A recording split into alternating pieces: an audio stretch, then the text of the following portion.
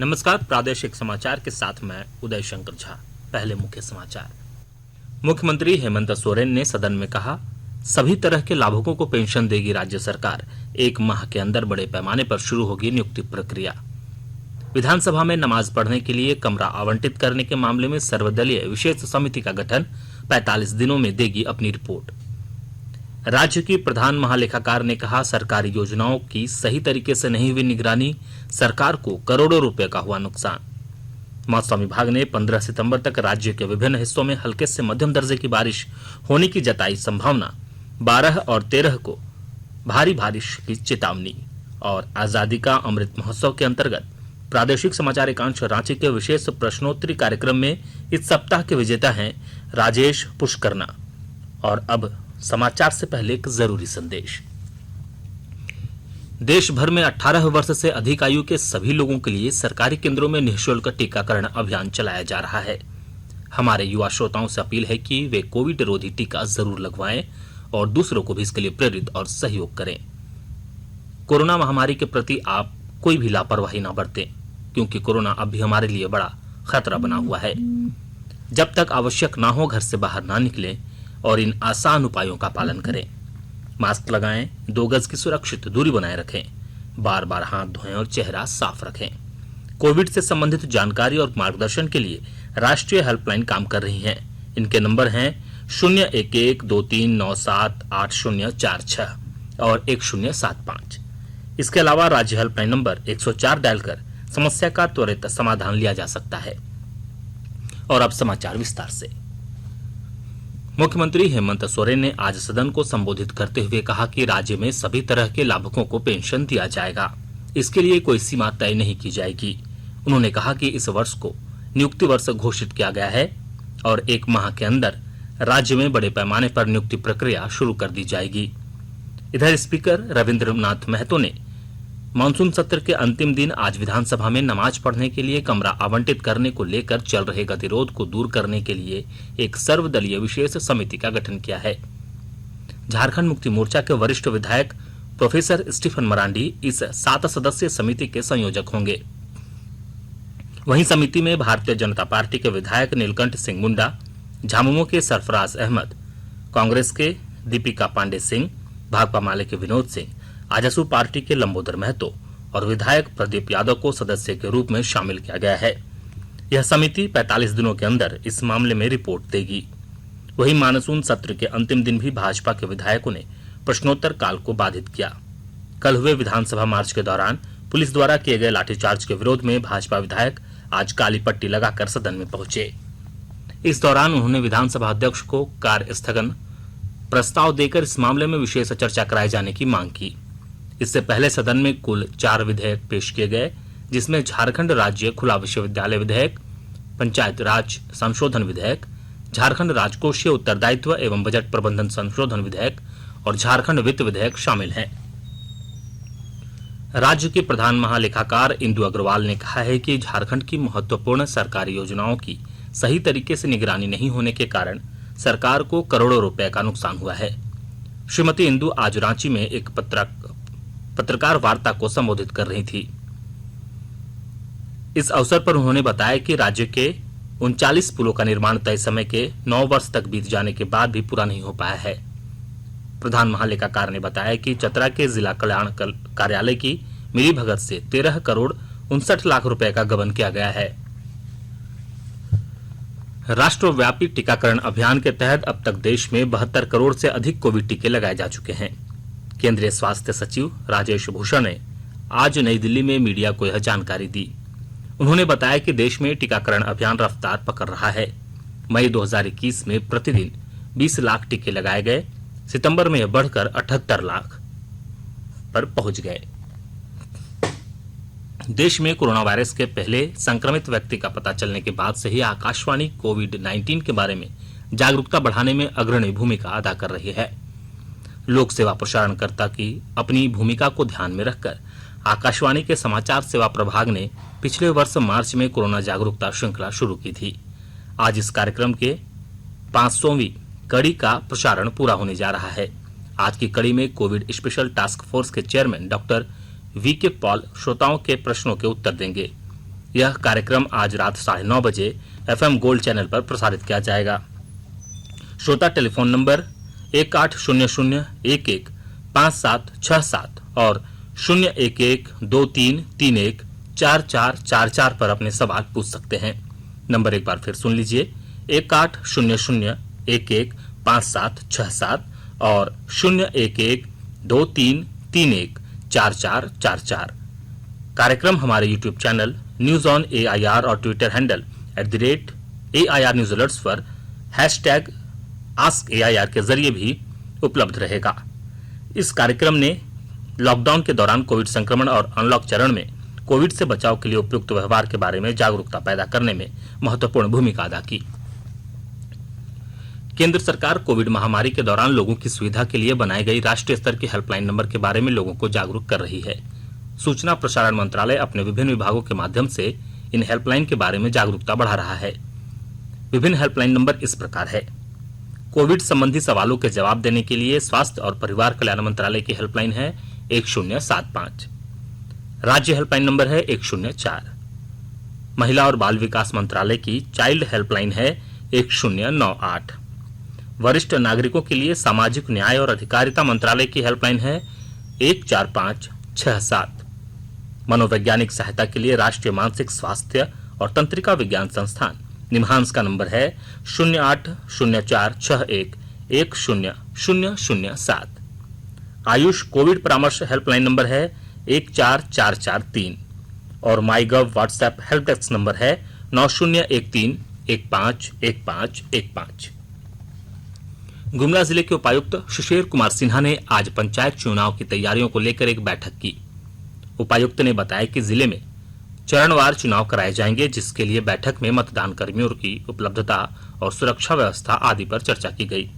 इस वर्ष मतदान केंद्रों पर कोरोना महामारी के दिशा निर्देशों का पालन और अतिरिक्त मतदान कर्मियों की उपलब्धता सुनिश्चित करते हुए 4 चरणों में चुनाव कराने का निर्णय लिया गया है।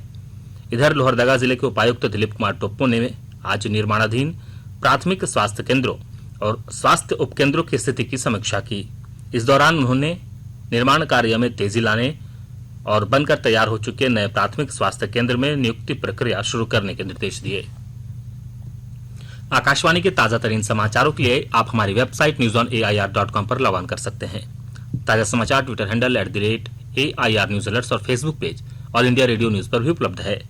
आप प्रादेशिक समाचार एकांश के Twitter handle @AIR news underscore Ranchi और फेसबुक पेज, इंस्टाग्राम पेज तथा YouTube channel AIR news Ranchi पर भी हमारे बुलेटिन सुन सकते हैं। प्रादेशिक समाचार आप आकाशवाणी रांची से सुन रहे हैं और अब पेश है कोरोना से बचाव के कुछ संदेश। चलो मिलकर एक शुरुआत करें, चलो एक फैसला आज करें, मास्क नहीं तो टोकेंगे, कोरोना को रोकेंगे, चलो एक इरादा करते हैं, चलो कुछ वादा करते हैं, मास्क नहीं तो टोकेंगे, कोरोना को रोकेंगे। भारत सरकार द्वारा जनहित में जारी।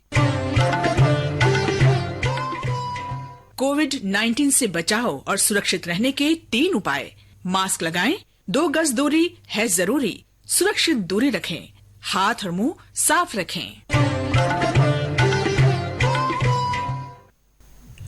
सरायकेला खरसावां जिले में राष्ट्रीय पोषण माह कार्यक्रम के दौरान गर्भवती महिलाओं और बच्चों को कुपोषण से बचाने के लिए जागरूकता अभियान चलाया जा रहा है। इस दौरान आंगनबाड़ी केंद्रों की सेविकाओं द्वारा उन्हें अधिक से अधिक हरी साग सब्जी और प्रोटीन युक्त आहार खाने के लिए जागरूक किया जा रहा है। ई श्रम पोर्टल की शुरुआत के बाद से अब तक असंगठित क्षेत्र के 27 लाख से अधिक श्रमिकों ने इस पर पंजीकरण कराया है। ई श्रम पोर्टल पिछले महीने शुरू किया गया था, जो असंगठित क्षेत्र के श्रमिकों के डेटाबेस रखता है और उनके कल्याण के लिए विभिन्न योजनाओं के बेहतर कार्यान्वयन की सुविधा उपलब्ध कराता है। केंद्रीय श्रम और रोजगार राज्य मंत्री रामेश्वर तेली ने आज यह जानकारी देते हुए बताया कि यदि कोई श्रमिक इस श्रम पोर्टल पर पंजीकृत है और वह दुर्घटना का शिकार हो जाता है तो वह मृत्यु या स्थायी विकलांगता पर 2 लाख रुपए और आंशिक विकलांगता पर 1 लाख रुपए प्राप्त करने का पात्र होगा। दुमका जिले के उपायुक्त रविशंकर शुक्ला ने आज शहर के डंपिंग यार्ड का क्षेत्र का निरीक्षण किया। उपायुक्त ने इस यार्ड के कूड़े को शहर से निकालने और इसके लिए वैकल्पिक स्थान का चयन करने का निर्देश दिया। उन्होंने अधिकारियों से कहा कि ऐसी कार्य योजना बनाएं ताकि आम लोगों को परेशानी न हो। इसके अलावा उपायुक्त ने शहर के अन्य इलाकों की साफ सफाई का भी जायजा लिया और स्वच्छता बनाए रखने के निर्देश दिए।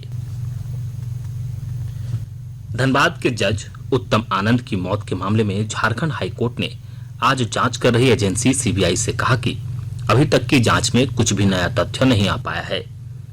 सीबीआई के गिरफ्त में आ चुके 2 आरोपितों से आगे नहीं बढ़ पाई है। इसके बाद मामले की सुनवाई अगले गुरुवार को निर्धारित की गई है।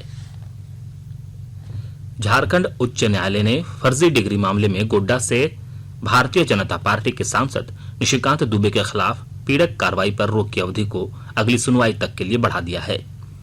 कोर्ट ने प्रार्थी की ओर से दायर हस्तक्षेप याचिका को स्वीकार करते हुए इस मामले की सुनवाई के लिए 4 सप्ताह बाद की तिथि तय की है।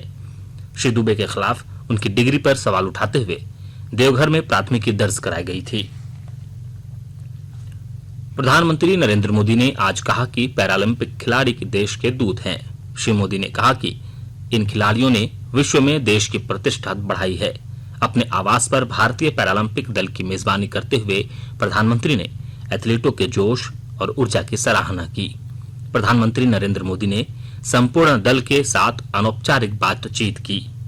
खेल और युवा कार्य मंत्री अनुराग ठाकुर और विधि मंत्री किरेन रिजिजू ने भी इस अवसर पर उपस्थित रहे। मौसम विभाग ने 15 सितंबर तक राज्य के विभिन्न हिस्सों में हल्के से मध्यम दर्जे की बारिश होने की संभावना जताई है। रांची स्थित मौसम केंद्र के वरीय वैज्ञानिक अभिषेक आनंद ने बताया कि कल और परसों रांची, रामगढ़, हजारीबाग, बोकारो, पूर्वी तथा पश्चिमी सिंहभूम, सरायकेला खरसावां, धनबाद, गिरिडीह और सिमडेगा जिले में हल्के से मध्यम दर्जे की बारिश हो सकती है। इस दौरान वज्रपात होने की भी संभावना है। वहीं 12 और 13 सितंबर को राज्य के अधिकतर हिस्सों में बारिश होने के आसार हैं। इस दौरान भारी बारिश की चेतावनी जारी की गई है। और अब अमृत महोत्सव क्विज। आजादी का अमृत महोत्सव।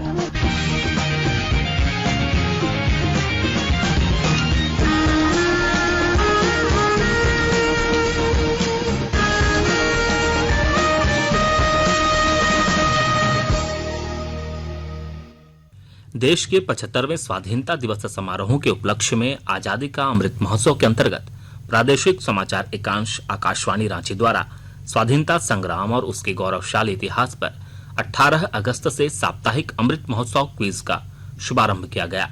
यह क्विज प्रत्येक बुधवार को शाम 7 बजे प्रसारित होने वाले प्रादेशिक समाचार में शामिल होगा। 8 सितंबर के क्विज में हमारा प्रश्न था, स्वतंत्रता संग्राम के दौरान मौलाना अब्दुल कलाम आजाद रांची में कितने वर्षों तक नजरबंद रहे। इसका सही जवाब है अब्दुल कलाम आजाद 30 मार्च 1916 से 31 दिसंबर 1919 यानी 3 वर्ष 9 महीने तक रांची में नजरबंद रहे। इस प्रश्न का सही जवाब भेजने वाले आज के लकी विजेता हैं ग्राम इंटाली, जिला उदयपुर, राजस्थान के राजेश पुष्करना। राजेश, आपको बहुत बहुत बधाई। आपको आपका इनाम जल्द भेजा जाएगा। अमृत महोत्सव क्विज में हर बुधवार को सही उत्तर देकर बने लकी विजेता। इसके लिए सुनते रहें आकाशवाणी रांची का प्रसारण। अंत में मुख्य समाचार एक बार फिर। मुख्यमंत्री हेमंत सोरेन ने सदन में कहा, सभी तरह के लाभुकों को पेंशन देगी राज्य सरकार। 1 माह के अंदर बड़े पैमाने पर शुरू होगी नियुक्ति प्रक्रिया। विधानसभा में नमाज पढ़ने के लिए कमरा आवंटित करने के मामले में सर्वदलीय विशेष समिति का गठन 45 दिनों में देगी अपनी रिपोर्ट। राज्य की प्रधान महालेखाकार ने कहा, सरकारी योजनाओं की सही तरीके से नहीं हुई निगरानी, सरकार को करोड़ों रुपए का हुआ नुकसान। मौसम विभाग ने 15 सितंबर तक राज्य के विभिन्न हिस्सों में हल्के से मध्यम दर्जे की बारिश होने की जताई संभावना। 12 और 13 को भारी बारिश की चेतावनी। और आजादी का अमृत महोत्सव के अंतर्गत प्रादेशिक समाचार एकांश रांची के विशेष प्रश्नोत्तरी कार्यक्रम में इस सप्ताह के विजेता हैं राजेश पुष्करना। इसके साथ ही आकाशवाणी रांची से प्रादेशिक समाचार का यह बुलेटिन समाप्त हुआ। नमस्कार। घर में रहिए, सुरक्षित रहिए और सुनते रहिए आकाशवाणी।